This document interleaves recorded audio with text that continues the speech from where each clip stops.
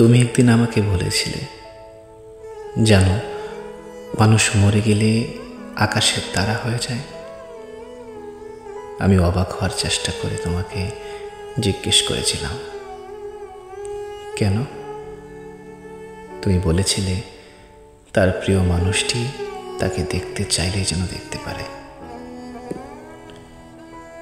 একদিন তুমি আমাকে ছেড়ে চলে গেলে, কিন্তু আমাকে বলে গেলে না, কেউ কাউকে ছেড়ে চলে গেলে সে কি হয়।